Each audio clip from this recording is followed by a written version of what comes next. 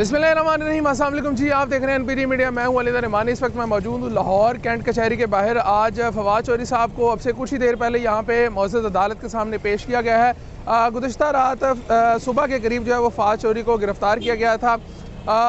Punjab police की जानिब से गिरफ़्तारी अमल में लाई गई और कहा यह गया कि फवाद चौधरी साहब के ख़िलाफ़ थाना कोहसार के अंदर सेक्रेटरी इलेक्शन कमीशन है, उनकी दरख्वास्त के ऊपर जो है वो मुकदमा दर्ज किया गया है और उस मुकदमे के अंदर कई दफ़ा जो है वो लगाई गई।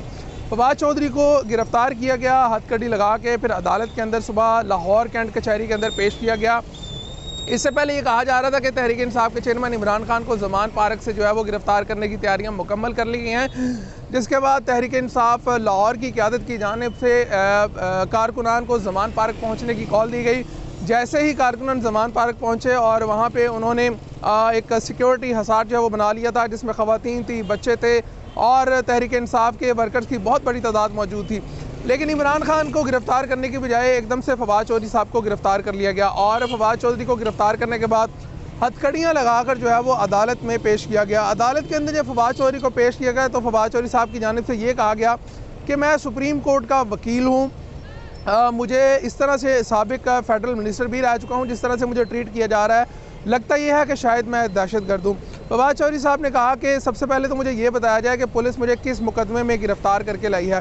अदालत के अंदर ही पुलिस की जानिब से फवाद चौधरी को FIR पढ़ने के लिए दी गई, जिसके बाद फवाद चौधरी ने FIR पढ़ी और FIR पढ़ने के बाद फवाद चौधरी साहब को पता चला कि वो किस मुकदमे के अंदर जो है वो गिरफ़्तार हुए हैं। इसके बाद अदालत के अंदर दलाइल जो हैं वो जारी रहे। फवाद चौधरी साहब ने कहा कि देखें मुझे किस तरह से जो है वो गिरफ़्तार करके लाया गया है, ऐसा लगता है कि जैसे शायद मैं कोई दहशतगर्द हूँ, जैसे मैंने कोई बहुत बड़ा जुर्म कर दिया है।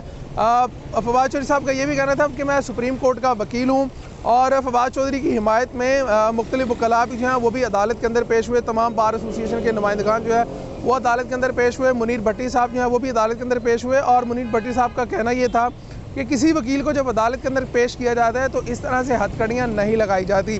तो हमारी इस्तदा है कि अदालत जो है वो हथकड़ियाँ खोलने का जो है वो ऑर्डर जारी करे।